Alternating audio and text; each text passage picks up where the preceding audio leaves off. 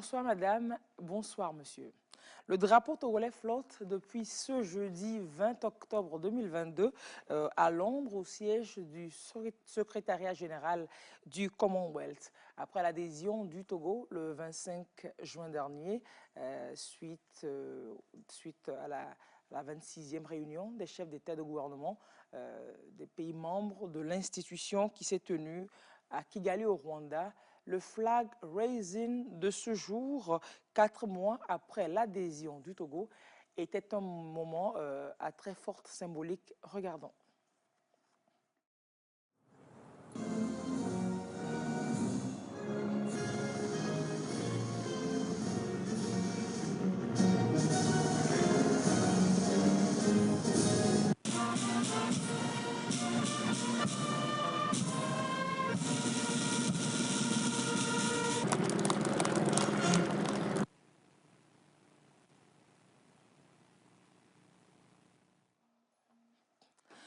Alors, c'est une émission spéciale ce soir pour en parler. Je m'en vais vous présenter mes invités, Dr Ekwe Gada.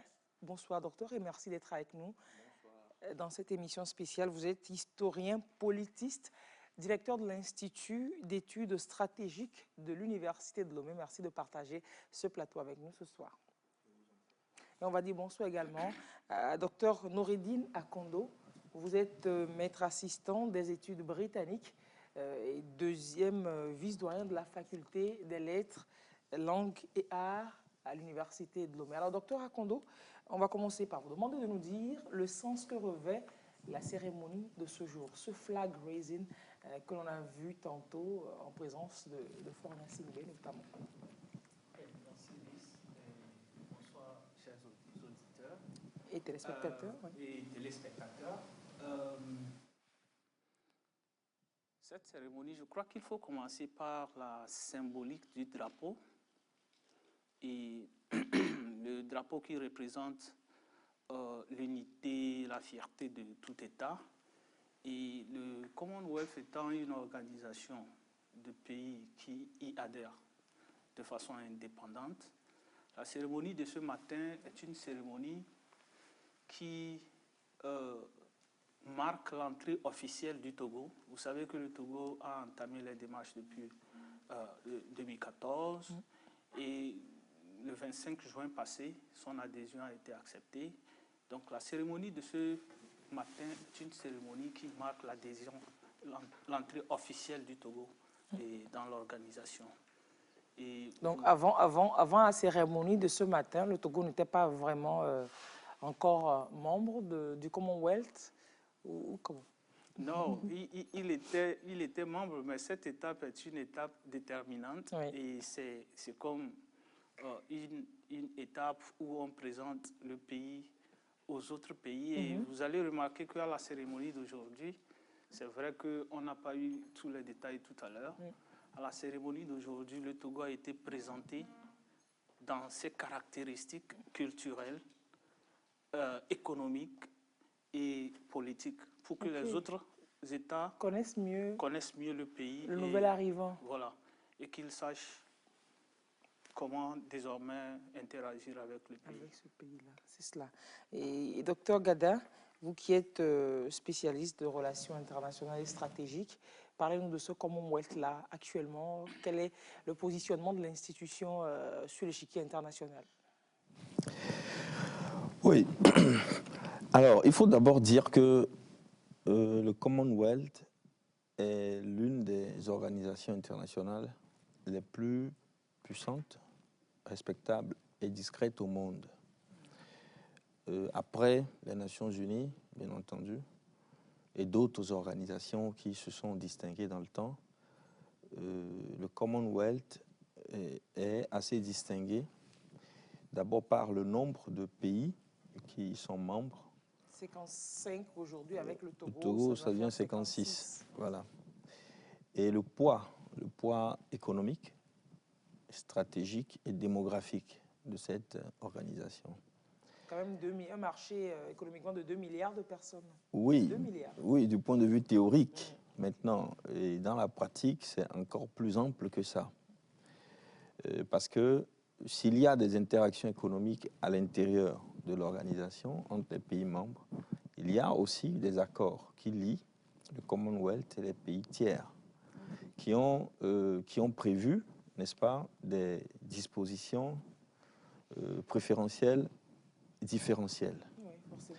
Et donc, lorsque nous voyons le Togo qui rentre dans cette organisation, c'est un virage historique, c'est un grand virage historique pour le Togo en particulier, non seulement parce que le Togo a été francophone, mais surtout parce que le Togo va rentrer on peut dire dans sa destinée, parce qu'on le savait depuis, que notre pays a cette destinée bilingue.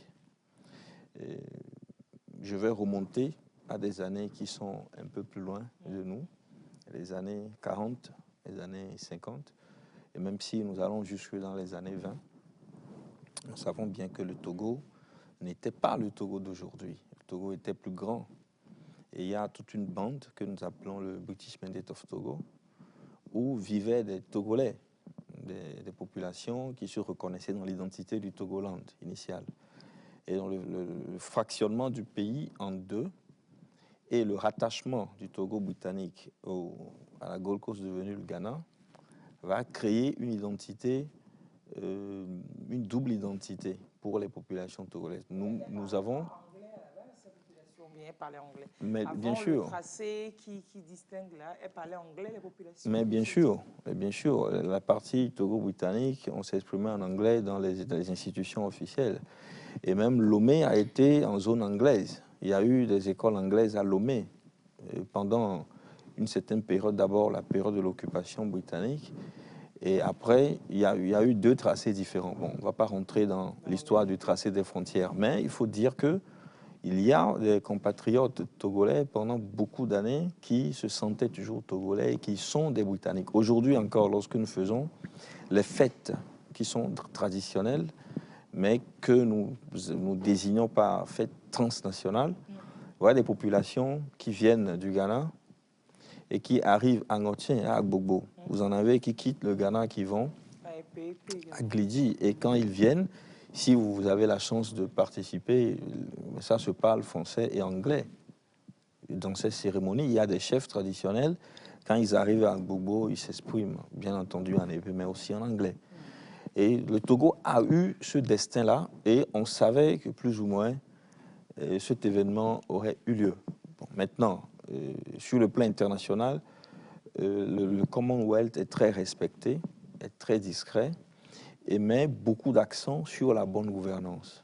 La bonne gouvernance, les valeurs de démocratie qui ont caractérisé le monde anglo-saxon. Je voudrais faire remarquer que, en termes de démocratie, le monde anglo-saxon est le pionnier. Ils sont avant-gardistes. Les pays latins qui constituent aujourd'hui une grande partie de l'Europe de l'Ouest, dont la France, l'Italie, le Portugal, l'Espagne, et ainsi de suite, ils ne font que copier le modèle démocratique anglo-saxon.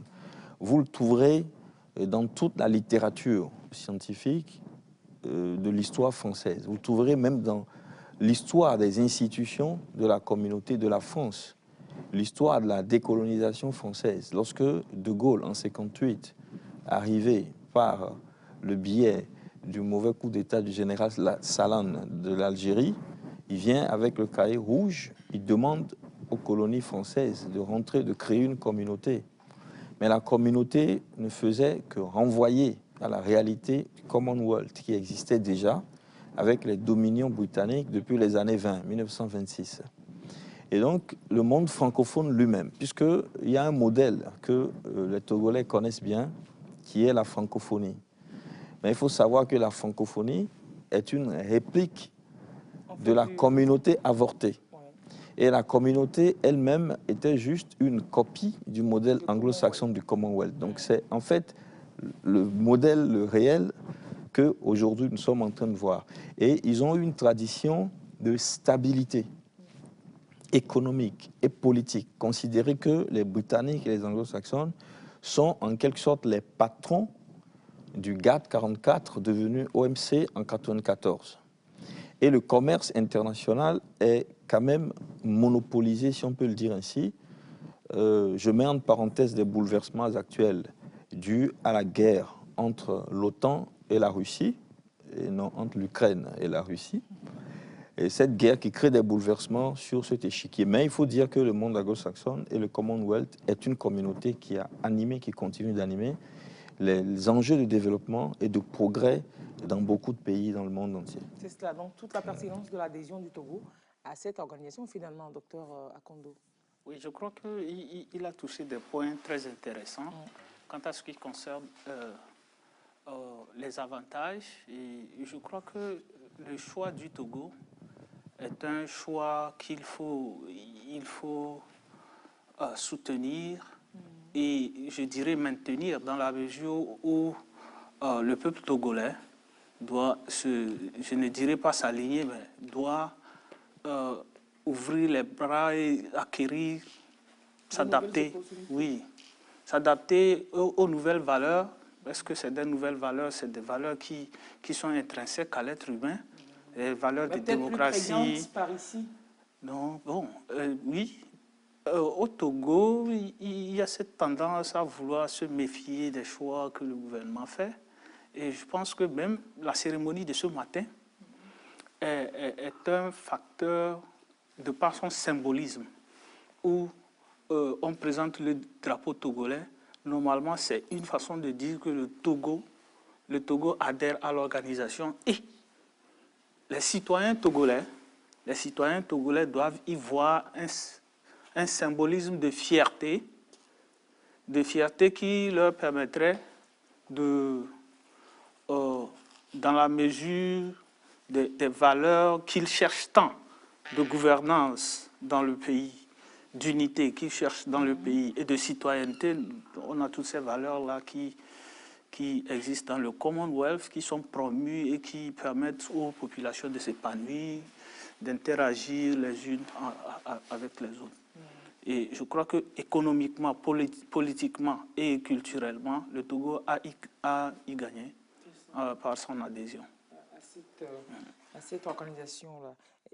Quelles peuvent aujourd'hui être les politiques, ou alors quelles doivent être les politiques publiques que l'autorité publique doit mettre en place pour qu'effectivement nous tirions profit entièrement et pleinement de cette adhésion au Commonwealth? Ce n'est pas comme si tout partait comme ça, ce serait de la magie. Hein? Moi, je pense qu'il faut communiquer. Il faut communiquer, et je crois que c'est ce que nous faisons déjà. Il faut communiquer sur le Commonwealth, faire voir aux gens qu'il y a quelque chose à y gagner et préparer les gens dans cet élan. Préparer les populations, préparer la jeunesse dans ce sens.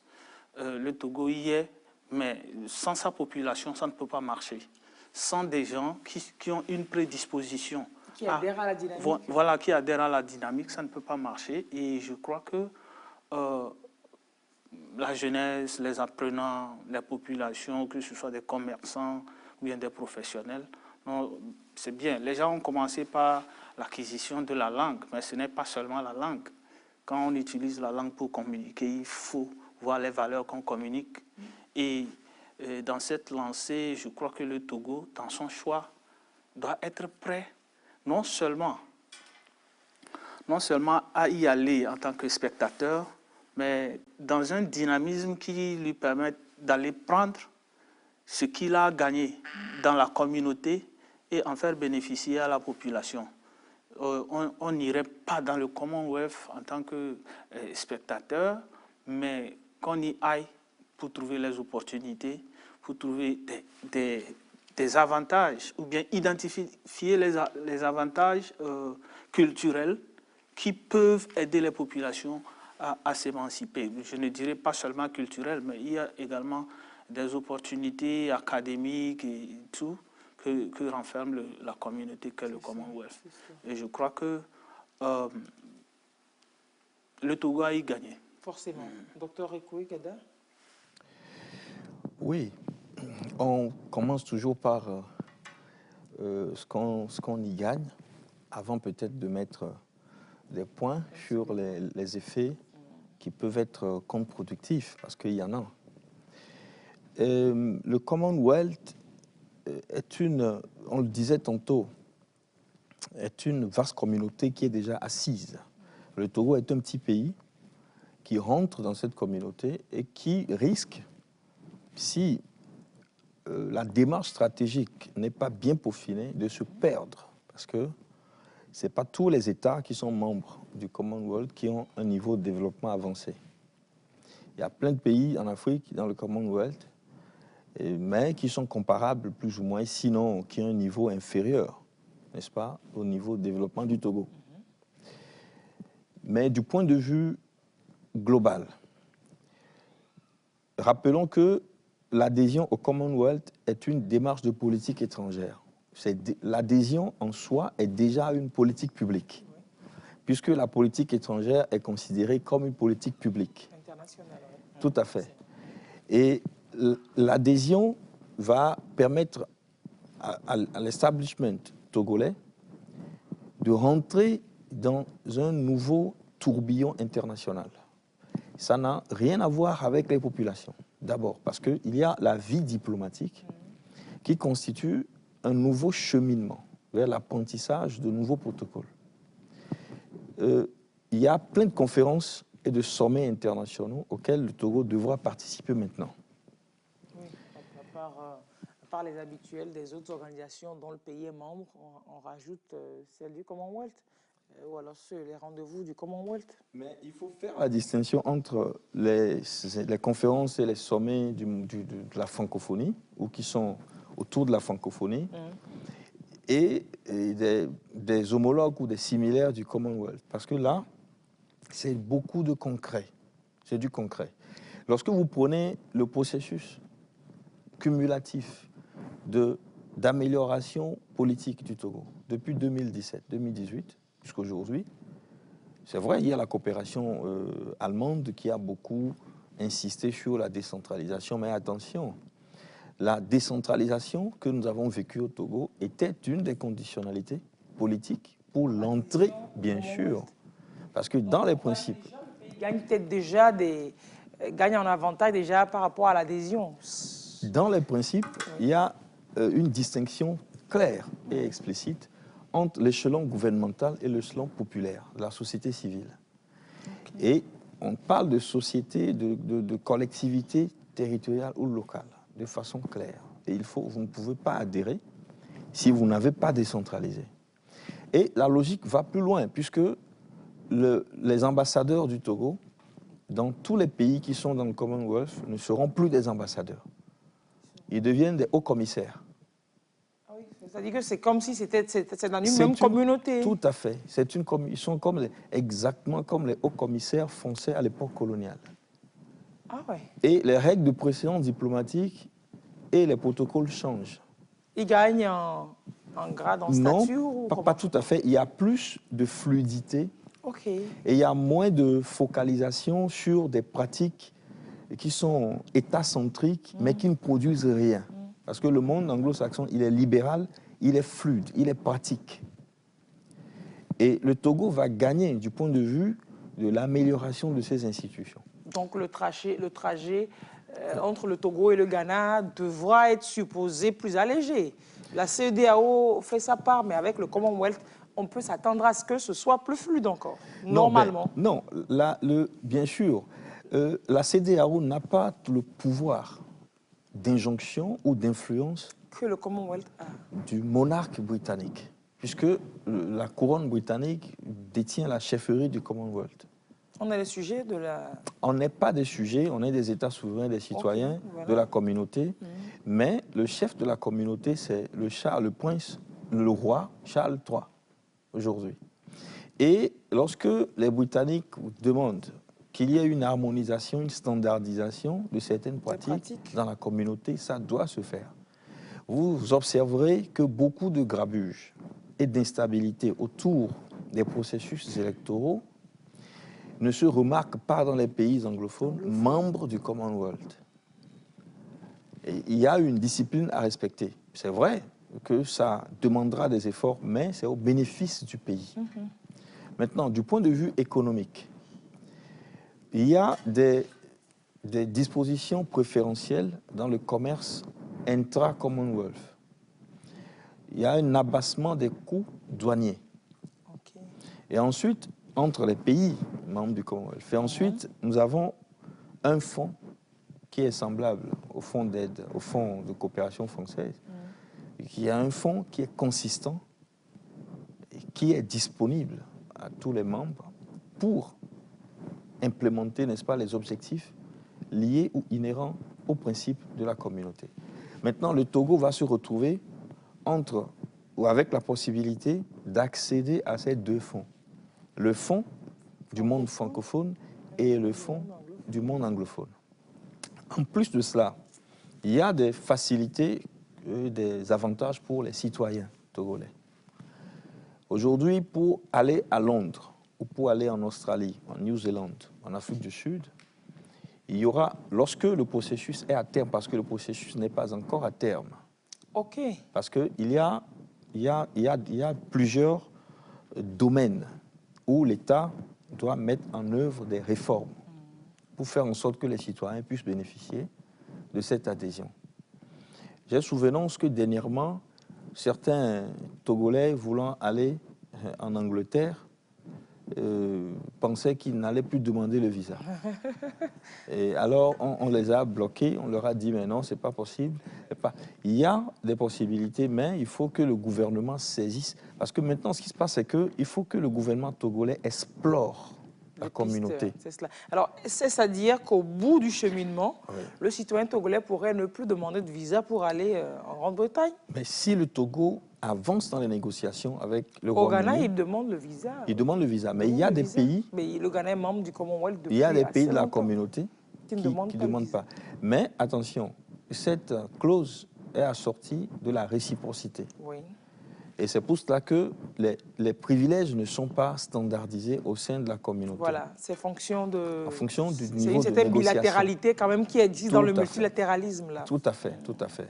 Mais ce qui est intéressant dans cette adhésion, c'est que du point de vue des investissements et de la macroéconomie, il y aura un réajustement au niveau des règlements extérieurs. Vous savez que le Togo, au nom de la solidarité de la zone franc, est astreint à certaines règles dans les investissements directs, étrangers directs. Et au niveau du Commonwealth, que va-t-il se passer? Le fait de travailler et de commercer avec tous ces pays donnera la possibilité au Togo de revoir un peu le système des règlements au niveau de la BCEAO. Ce n'est pas anodin. Ce n'est pas anodin. Parce que si, pour qu'une entreprise investisse au Togo, avant, il y avait le bureau d'échange. Bon, je ne sais pas si je fais bien à rentrer dans ces détails qui sont d'autres macro-monétaires, mais il y aura des incidences directes sur la question des règlements. Puisque les entreprises aujourd'hui qui appartiennent à la communauté britannique, peuvent venir au Togo. S'installer au Togo. Bien sûr. C'est tout comme en fait, les avantages qu'ont les autres pays de l'UEMOA, dans l'espace UEMOA. Voilà. En fait, c'est une transposition de tous ces avantages-là à l'échelle du Commonwealth. C'est un peu ça. Avec des facilités majeures. Est-ce qu'on gagnera toujours parce qu'il y a quand même des géants là-dedans, notre marché? Est-ce qu'on est puissant pour rentrer dans cette dynamique, rentrer sur ce marché? Le géopoliticien allemand Ratzel disait que l'État est comme un micro-organisme qui vit aux dépens de son environnement. Tout État est légitimé à aller puiser dans son environnement direct. La communauté est une opportunité. Il revient au gouvernement togolais de travailler de façon stratégique pour chercher et retrouver ce qu'il désire, ce qu'il veut. C'est ainsi que vous avez des petits... Quand vous allez dans les îles britanniques, l'accès aux fonds d'aide du Commonwealth a fait des miracles. Vous prenez l'exemple du Rwanda. C'est vrai que le cas rwandais, le Rwanda est un pays ami. Il y a des critiques sur la géopolitique de la République du Rwanda qui sont, ma foi, vraies quelquefois, notamment dans ses relations avec la RDC, et la politique de prédation. Mais le Rwanda a su tirer profit depuis 2009 de son adhésion au Commonwealth. Donc l'état actuel du Rwanda à avoir beaucoup avec son adhésion. Tout à fait, tout à fait, tout à fait. On continuera par parler des avantages, mais j'aurais bien aimé que le docteur Akondo nous dise aujourd'hui ce que représente la puissance britannique au monde. La puissance britannique, elle reste telle qu'elle. Elle a déjà fait un long chemin et elle se maintient. Ce n'est pas une puissance qui s'amenuise. Par ses valeurs, je crois qu'elle continue par séduire et économiquement, c'est l'une des puissances qui est stable et qui se maintient à l'échiquier international. Bon, je parle sous le contrôle de mon collègue. C'est quand même dire que la communauté ne peut que rayonner. C'est comme la Lune, peut-être et le Soleil. Je fais une transposition, vous me corrigerez peut-être, mais c'est le Soleil qui rayonne assez fort, qui donne de la lumière à la Lune. Si la puissance qui rassemble n'est pas disciplinée, n'est pas aussi puissante, les autres qu'elle attire n'auraient pas le même rayonnement, hein, Dr Gada. Oui, je crois que c'est une bonne analogie. C'est une très excellente analogie. C'est le cœur, le Soleil serait le cœur de cet ensemble. Et plus de lumière vous recevez, plus vous rayonnez. Vous brillez, oui. Voilà. Maintenant, la lumière va dépendre de la relation privilégiée que vous développez avec le centre. Et vous parlez de l'influence britannique. Le monarque du Royaume-Uni n'est pas seulement le chef de l'État de l'Angleterre. Il est le chef de l'État d'environ 15 ou 16 monarchies dans le monde. Et c'est une puissance économique et commerciale incroyable, avec des ramifications partout. Et c'est d'ailleurs ça qui va faire la force de la Grande-Bretagne, du Royaume-Uni, et depuis les décolonisations, parce qu'ils avaient anticipé très tôt. Ils avaient mis l'accent sur le commerce, la liberté des colonies devenues États de commercer, beaucoup de liberté de commerce. Et puis, la communauté met à la disposition des États des outils et beaucoup de technicité et d'expertise pour le développement, aussi bien du point de vue industriel que du point de vue de la réflexion de l'innovation.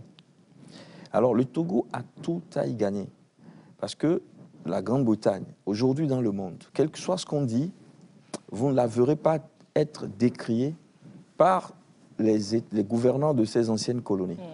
Il n'y a pas de scandale. Ce n'est pas comme certaines puissances qui aujourd'hui périclitent. Et ils ont gardé. Il y a eu un rapport.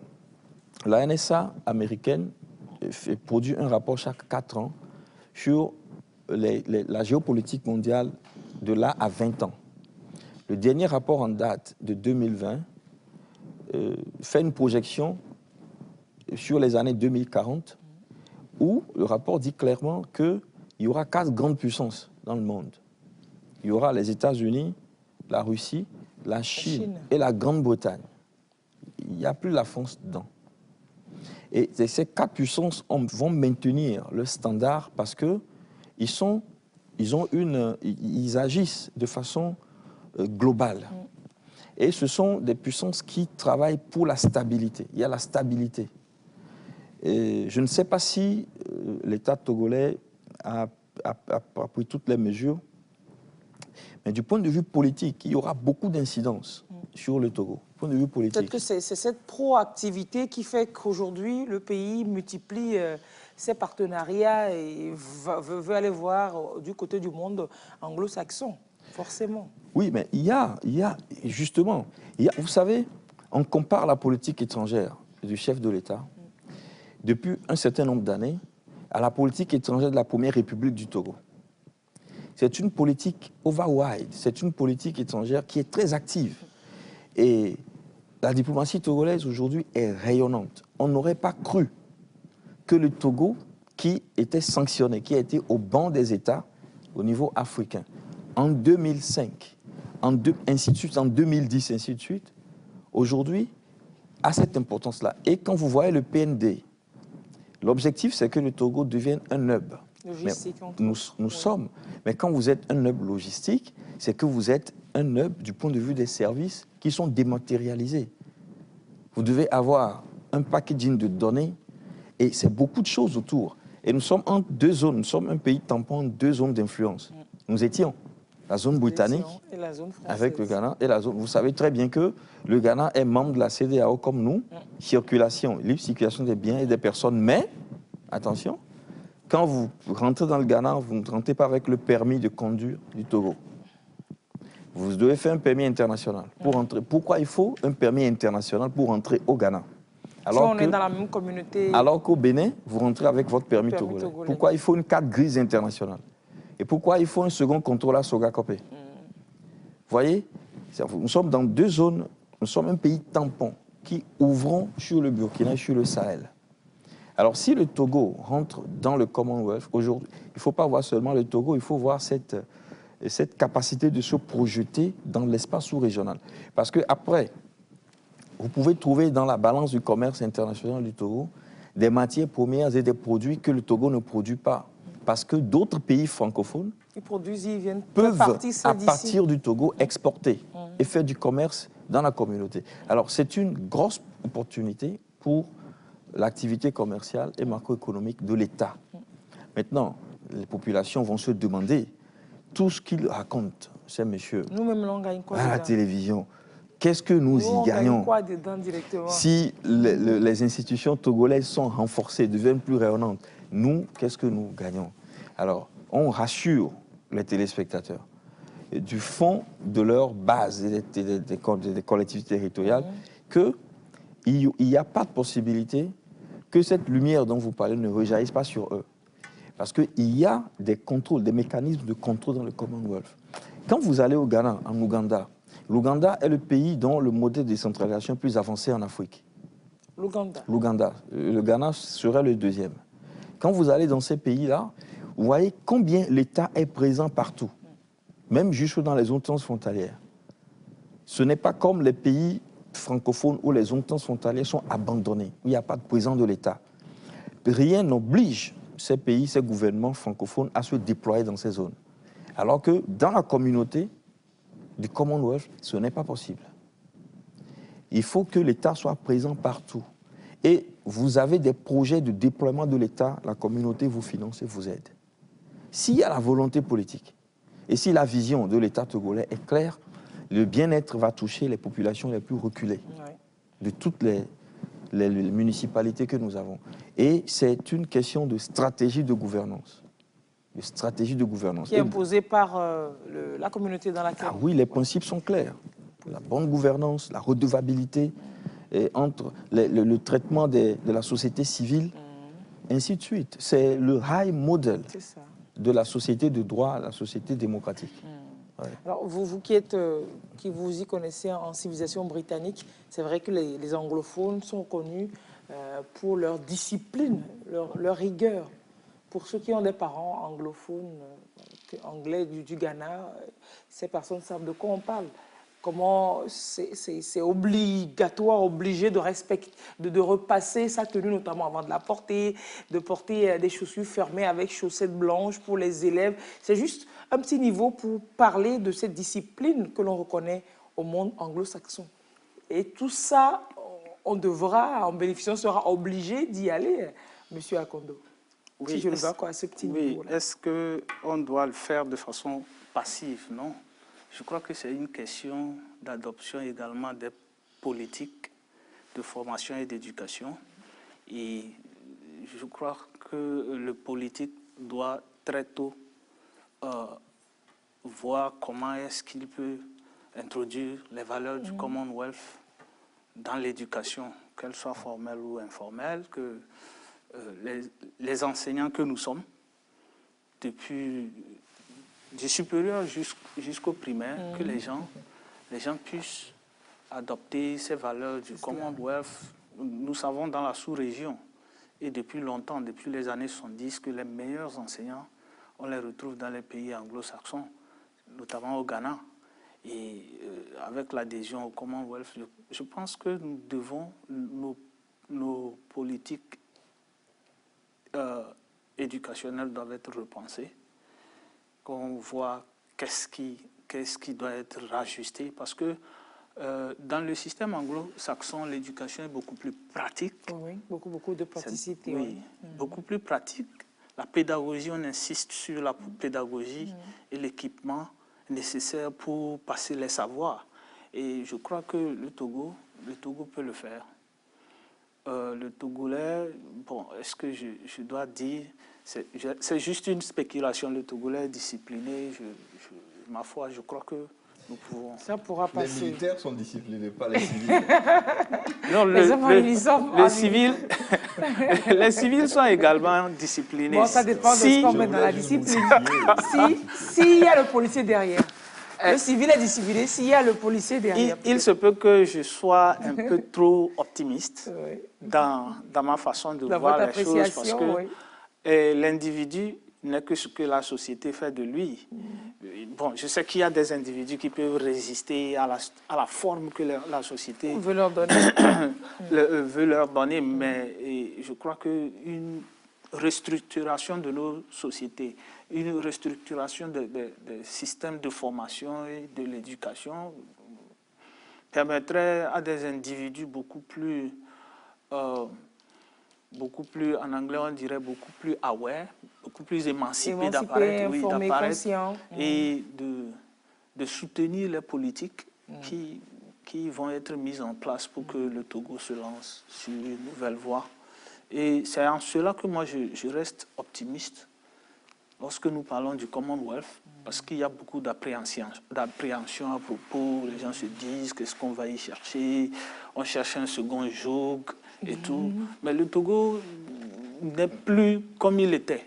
Le Togo n'est plus ce pays qui, bon c'est vrai, qui se cherche. On sait ce qu'on cherche, on fait des choix et je crois que...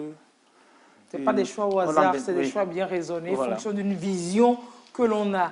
Depuis l'adhésion du Commonwealth, il faut voir qu'il y a quand même des choses qui bougent, surtout au niveau de l'éducation. D'ailleurs, l'anglais qui est conseillé, qui est fortement conseillé dans des institutions, dans les services, même qu'au niveau de l'université de Lomé est ouvert un centre international de langue, et que aussi bien le personnel de l'université que tous les citoyens qui soient vivement conviés à passer au centre, alors dans les autres centres pour apprendre l'anglais. Est-ce que l'on doit s'attendre aujourd'hui, Dr Gada, à avoir comme au Rwanda l'anglais comme seconde langue officielle?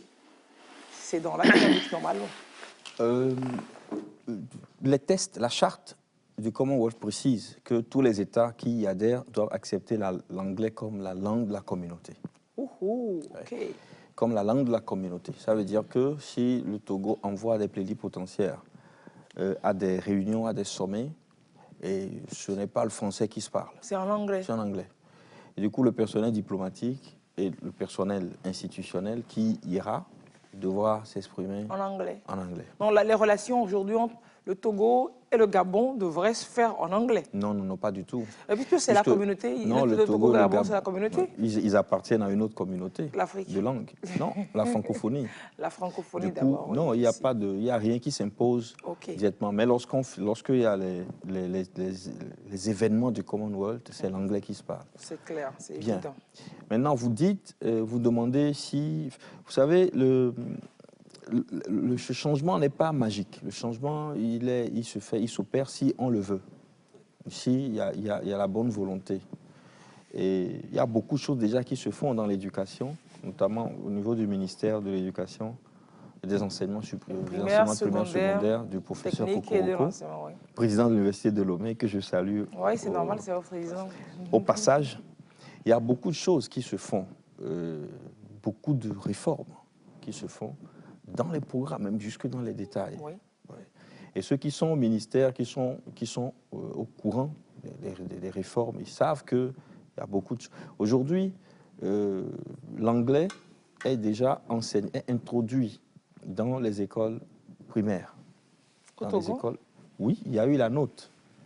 Il y a eu la note, l'anglais. Normalement, si les écoles devaient suivre les instructions du ministre, elles devraient déjà prendre des dispositions pour qu'il y ait 4 heures ou 2 heures d'enseignement par semaine.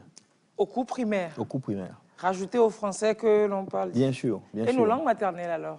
Ben, je ne vous apprendrai rien, vous êtes journaliste, si je vous dis que le Togo fait partie aussi d'une plateforme qui fait la promotion de l'introduction de la langue maternelle déjà au CP1. Oui. Du coup, nous sommes sur tous les fronts. Maintenant, si vous me demandez précisément votre question, vous me demandez si nous serons un peu comme le Rwanda. Le Rwanda a fait un choix. L'anglais en deuxième langue imposée, tout ça. Ben, imposé. En deuxième langue officielle, bon, on ne va pas rajouter imposé. Non, on ne dira pas imposé puisque personne n'impose à un État membre. L'État membre connaît les dispositions de la communauté et il adhère. Et vous savez qu'en droit constitutionnel, il y a le bloc de conventionnalité. Et pour certaines conventions internationales, il y a même le primat de ces conventions sur la Constitution. Et du coup, lorsque vous rentrez dans ce genre d'organisation, vous prenez les mesures au niveau de votre juridiction domestique pour vous adapter, pour être en conformité. Mais le Rwanda, c'est différent. Le Rwanda a fait un choix de rejet du français. C'est un choix politique, en fait. De remplacement du français par l'anglais. Ce n'est pas que le Rwanda a ajouté l'anglais au français. C'est différent. Le Togo n'est pas sorti de la francophonie. Le Togo ne rejette pas la coopération et la marche commune avec la France. Et d'ailleurs, le chef de l'État, aujourd'hui, dans son discours, il a dit que le Togo a fait ce pas pour renforcer ses liens, les liens avec le monde britannique, les liens entre la francophonie et le Commonwealth. Donc cette vision, elle est claire. Le Togo devient un trait d'union. Le Togo pour toute la sous-région ouest-africaine, le Gabon le serait pour la sous-région centrafricaine. Donc voilà un peu, on ne va pas changer le français par l'anglais. On a une vocation de pays bilingue. On a une vocation de pays bilingue. Du sud jusqu'au nord, sur la frontière, vous avez des populations togolaises, francophones, leurs cousins anglophones. Et d'un jour à l'autre, il faudrait que les Togolais soient à l'aise au Ghana. Les Togolais et les Ghanéens ex-Togolais soient à l'aise au Togo. C'est cela. Alors, il n'y aura pas de conflit avec la francophonie. Dans les textes internationaux, c'est ouvert, c'est permis. Il n'y a pas de friction que ça crée là. Non, aucune friction.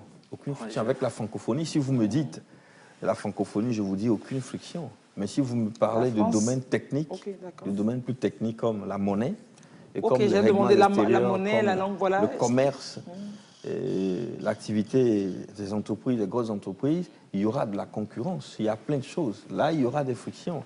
Mais sur le plan de la francophonie, telle que nous la connaissons, il n'y a pas de friction. C'est de l'enrichissement. C'est de l'enrichissement. Et je crois que la France devrait être d'ailleurs très, très heureuse de voir le Togo faire ce pas. Pourquoi? Et tout en gardant la langue française comme langue officielle.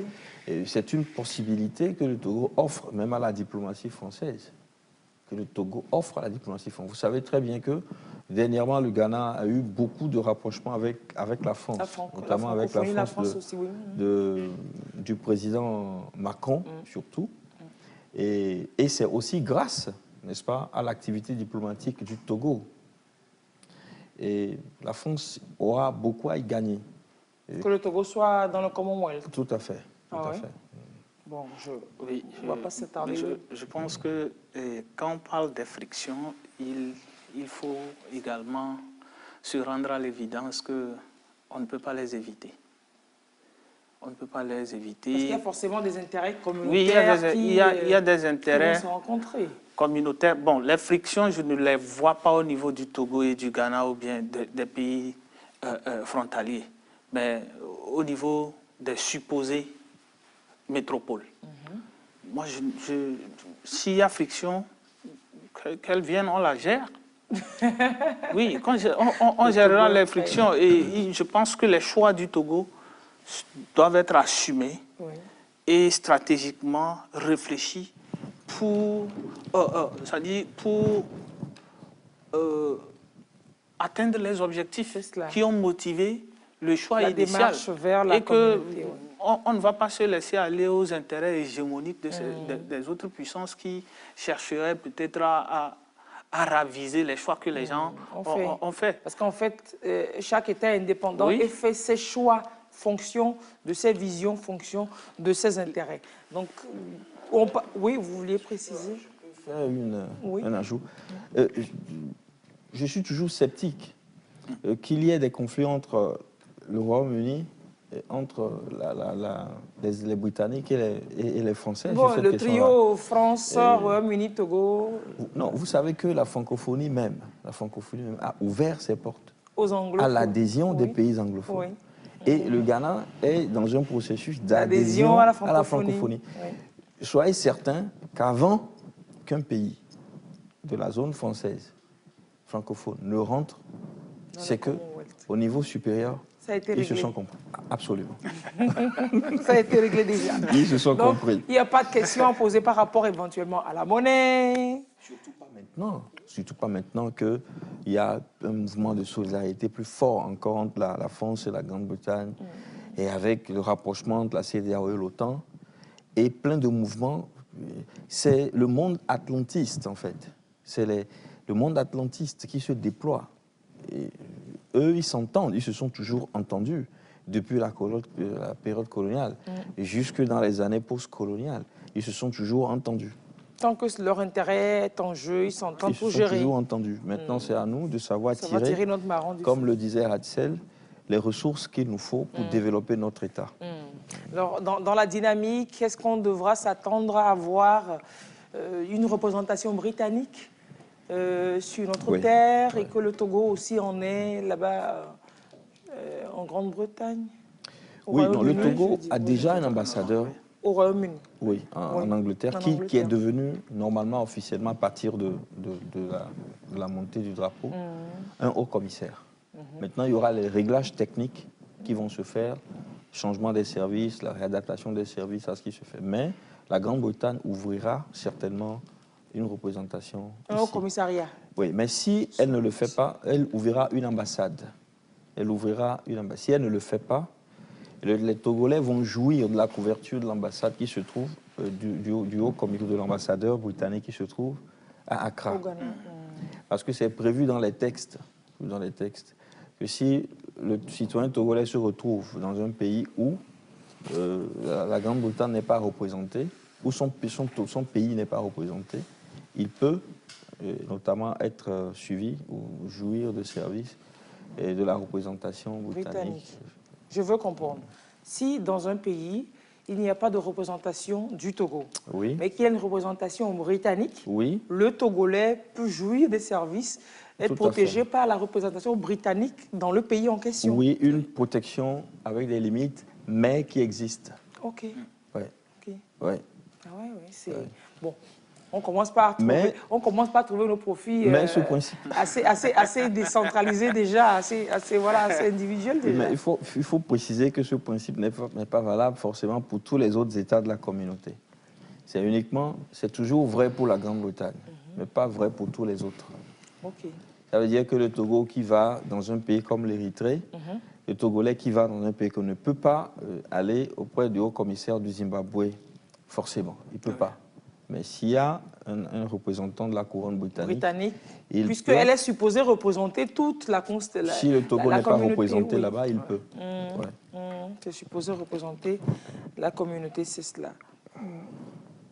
Aujourd'hui, on se réjouit pour ceux qui comprennent et pour ceux qui suivent les explications que vous donnez. On se réjouit de la chose, mais à son niveau, à soi-même, citoyen, pour être sûr de ne pas rater un wagon du train, pour être sûr d'être dedans, comment est-ce qu'on doit s'apprêter? Est-ce qu'il y a des discussions? Est-ce qu'il y a des pistes sur lesquelles on doit jouer soi-même déjà pour s'arrimer bien à la dynamique nationale? Peut-être, docteur. Moi, à ce propos, commencez par apprendre l'anglais déjà. Oui, à ce propos, je vais être très court. Oui. Il faut éviter de se cabrer et d'avoir peur du changement. D'accord? De commencer par là déjà. Oui, éviter de se cabrer et de ne pas avoir peur du changement, parce que chacun de nous, lorsqu'il y a quelque chose de nouveau, et on essaye de prendre de la distance, de nous poser des questions. C'est vrai, c'est une mesure de prudence, mais il y en a qui sont opiniâtres et qui demeurent sceptiques, qui ne veulent même pas s'ouvrir. On ne veut pas sortir de la zone de confort, parce que ça demande trop d'efforts. Donc, je crois que les gens ont commencé par chercher à apprendre l'anglais, par utiliser l'anglais les vendredis. Vendredi, sur les réseaux sociaux, il faut bien voir courir. Vendredi du Commonwealth, c'est déjà bon. Et la suite, c'est d'apprendre les valeurs de citoyenneté qui vont faire en sorte qu'on se rende utile à la société autour de nous, à notre environnement et au niveau étatique. Parce que quand le citoyen ne sait pas qu'il a une contribution à faire autour de lui pour faciliter l'application des politiques ou bien des mesures prises pour créer un cadre de vie, un meilleur cadre de vie ou bien lui permettre de s'émanciper, ça ne marcherait pas. Et c'est là que je dis qu'il faut éviter de se cabrer et de s'ouvrir au changement. Et explorer de nouveaux horizons. C'est juste ce que je voulais. Voilà. Alors, puisqu'il paraît qu'on a toujours les mêmes résultats quand on fait les mêmes choses de la même manière, et maintenant, dans les mêmes conditions. Les mêmes résultats, c'est clair, on les voit. Dans les conditions de pression et de température identiques, on a les mêmes résultats. Donc, on décide maintenant de changer de stratégie, voire de changer de conditions pour voir les résultats que ça va donner. Aussi, dont le citoyen devrait s'adapter, M. Gada. Oui. Je dois dire que la question de la citoyenneté n'est pas si évidente. Les impacts et les incidences sur la citoyenneté ne seront visibles que si, très long terme, que si les pouvoirs publics prennent les mesures d'immédiateté qu'il faut. Parce que sinon, ça peut se résoudre à une question interétatique. Et aucun réjaillissement sur la population. Alors. Vous l'avez expliqué en début qu'il y a plusieurs mécanismes qu'on peut ou alors qu'on doit explorer et que c'est à l'autorité qui va s'engager de les explorer au fin d'avoir des retombées pour nous. Oui. Déjà, il faut rappeler que la transformation citoyenne, la transformation du citoyen n'est pas nature, elle est culture. Elle est produite par l'action des pouvoirs publics. Et parce que le citoyen se transforme à l'intérieur des cadres que les contraintes de régulation publique mettent en place. Alors, si la gouvernance ne tire pas les conséquences de cette adhésion du point de vue ou de la perspective de la citoyenneté, il n'y aura pas de changement. Déjà, l'adoption de la langue anglaise comme seconde langue officielle, elle n'est pas évidente s'il y a une résistance citoyenne à ce changement. Et sur ce point, le gouvernement devra descendre sur le terrain. Expliquer, communiquer. Absolument, faire une communication comme nous le faisons en sensibilisation politique, en communication. Il faut battre le sable, il faut battre le terrain. Aller jusque dans les bases pour expliquer, bien fondé de la chose. Tout à fait. Il faut que les populations se retrouvent là-dedans, sachent ce qu'elles tirent pour y adhérer. Quand c'est participatif, ça donne plus de résultats. Absolument, y adhère. Et ça, ce n'est que le versant linguistique. Il y a le versant commercial et entrepreneurial. Et il faudra expliquer aux entreprises les possibilités. Déjà, lorsque nous avons signé le traité de l'ASLEC, il n'y a pas eu, en tout cas moi j'ai été ici, je n'ai pas vu l'accompagnement communicationnel qu'il fallait jusqu'à la base. Ouais. Et il y en a eu. Oui, pour l'ASLECAF, non, normalement. Oui. Ça, il y a eu des entrepreneurs qui sont formés. Il y a quand même une grosse dynamique pour faire comprendre qu'il y a le marché commun africain et dont on peut bénéficier aujourd'hui. Un mécanisme similaire devrait être fait aussi pour le Commonwealth. Ouais. Donc, vous m'avez appris plein de choses, je vous remercie. Dans nos livres, quelquefois, on ne suit plus l'actualité. On aura appris davantage de vous, merci, Dr Gada. Merci. Donc, c'est quand même de gros profits qu'on a. Donc, on attend de voir. On attend de voir, finalement. Nous espérons et que le gouvernement puisse explorer rapidement les possibilités. Parce qu'il y en a tellement. Il y en a tellement. Beaucoup de possibilités. Ouais.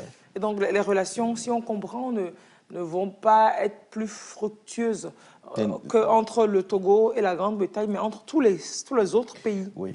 Ouais. Oui. c'est à explorer. Hein. Est-ce que vous avez des idées? Quels sont ces autres pays où le rapprochement conféré par le Commonwealth nous aiderait? Ben, déjà le Ghana, le Nigeria, ce sont nos voisins directs.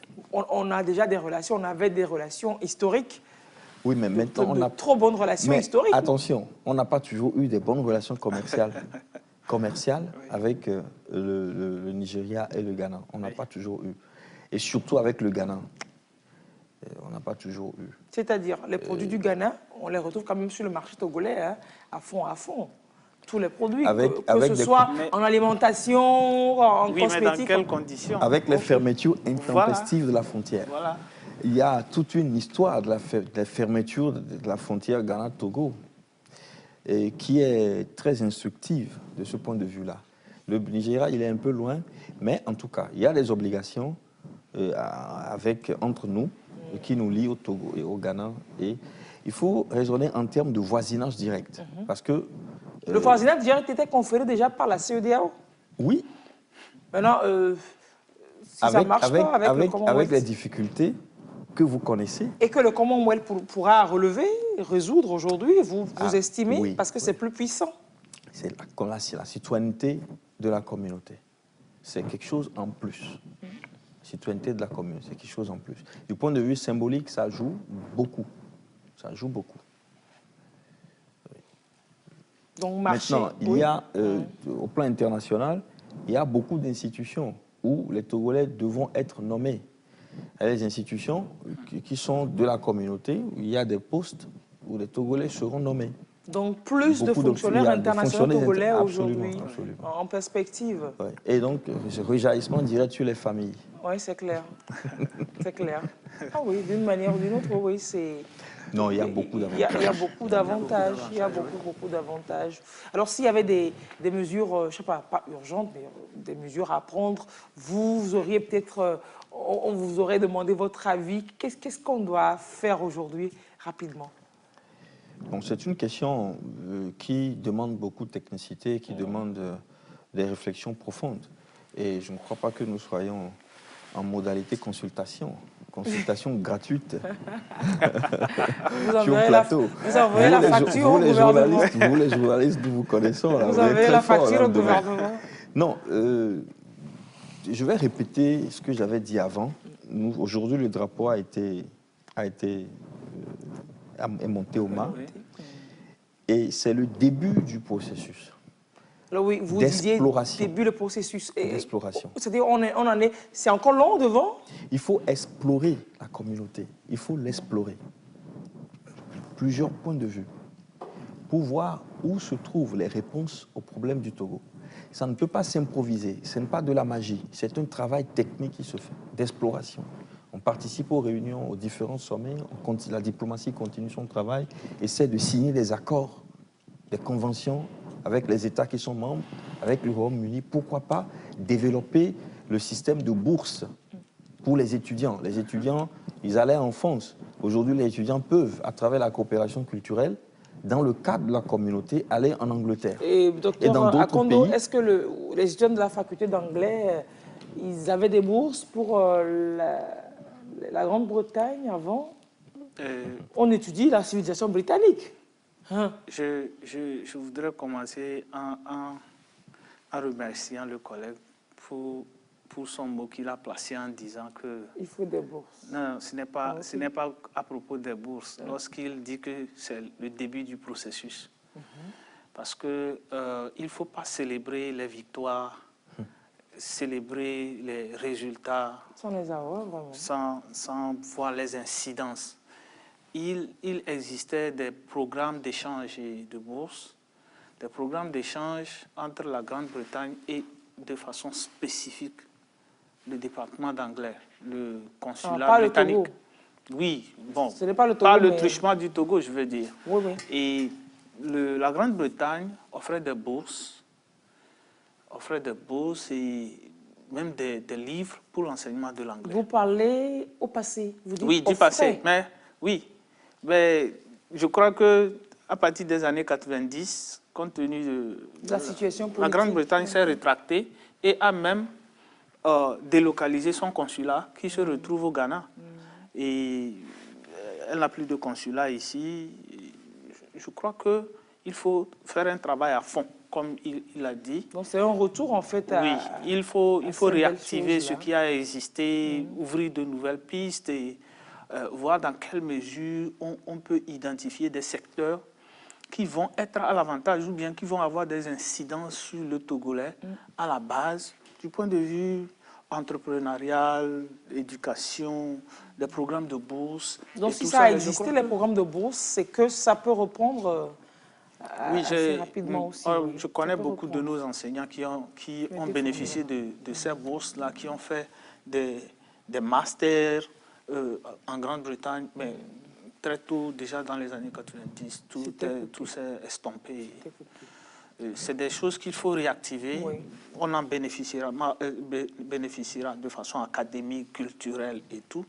Et je crois qu'on n'a pas trop à s'inquiéter si les stratégies sont peaufinées. Voilà. Et qu'on le fasse juste de façon minutieuse et qu'on pense toujours à l'incidence. Lorsque les stratégies sont définies et qu'on ne voit pas les incidences que ça peut donner, qu'on les change, qu'on les réadapte, qu'on les change pour trouver ce qui va marcher pour le Togolais. Le Togolais qui attend beaucoup des décideurs et qui espère bien que le fruit tombera de cet arbre qui est le Commonwealth. Docteur, vous expliquez, oui, donc les bourses donc, qui peuvent être données, puisqu'on en avait eu dans le temps déjà. Oui, la coopération sur le plan de l'éducation. La coopération culturelle et même les conventions interuniversitaires. La recherche au niveau avancé, dans l'innovation. Et on peut ouvrir des partenariats avec des universités, pour des universités de pointe. Et on peut former des techniciens, des experts dans beaucoup de domaines aujourd'hui grâce au Commonwealth, à l'adhésion au Commonwealth. Et il y a plein de possibilités liées aussi au statut des Togolais qui sont déjà en Angleterre, qui vivent en Angleterre. Ils peuvent, s'ils sont enregistrés, s'ils le veulent, participer à des processus politiques, électoraux là-bas. Ouais. Ils peuvent, s'ils sont enregistrés. Okay. Et puis la Grande-Bretagne, ou bien l'Angleterre, si vous voulez bien, a souvent des projets qu'ils proposent aux États et surtout aux petits États. On parle de small state. Il y a une attention particulière aux petits États. Et pourquoi la Grande-Bretagne fait attention à ces petits États? Comme le Rwanda. Regardez un peu la géopolitique togolaise. Les petits États permettent de lancer des réformes et d'aboutir dans un temps réduit. Parce que la géopolitique permet de mettre en perspective et en lumière les actions amélioratives dans différents secteurs donnés. Et quand le pays est petit comme ça, avec un fonds qui est relativement... C'est plus gérable. Voilà. Et ça devient une vitrine. Et l'Angleterre, la couronne britannique ne perdra pas l'opportunité de faire une réplique ou de répéter avec le Togo ce qui a été fait, qui continue d'être fait au Rwanda. Et donc, si nous voulons tirer profit de ce partenariat, toutes les balises sont posées. Et c'est à notre diplomatie, qui est entre les mains d'une personne très forte et respectable, que nous aimons tous, le professeur Robert Doucet, si la diplomatie continue dans ce sens et explore toutes ces pistes, en peu de temps, il y aura des changements visibles. C'est cela. Allez. Nous commençons déjà à notre niveau par apprendre l'anglais. Parce que le Commonwealth, c'est l'anglais. Commençons déjà par ne pas sécher les cours d'anglais pour nous qui sommes au cours primaire, au collège, au lycée. Parce qu'on l'a toujours dit, c'est la langue d'avenir, mais là, on s'y retrouve de plein pied. And I think we should even end this program in English. Thank you for coming. Dr Noureddine Akondo, merci d'être passé. Yeah, vous dites que mon anglais n'est pas aussi rouillé que ça. Vous êtes maître assistant des études britanniques, deuxième vice-doyen de la faculté des lettres, langues et arts de l'université de Lomé. Continuez de nous enseigner l'anglais à l'université, entre autres, et aussi de nous faire mieux découvrir la civilisation britannique. Et dans ces échanges, dans cet échange, dans cette coopération qui se fera, on espère que les Britanniques découvriront également la culture togolaise, la diverse et riche culture togolaise. Oui. Docteur Akondo, pour finir, si vous aviez un mot.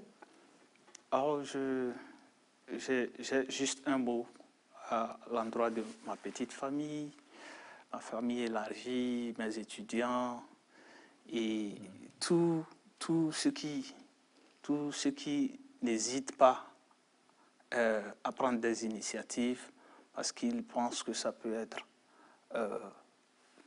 à l'avantage des populations, de la jeunesse qui se cherche et des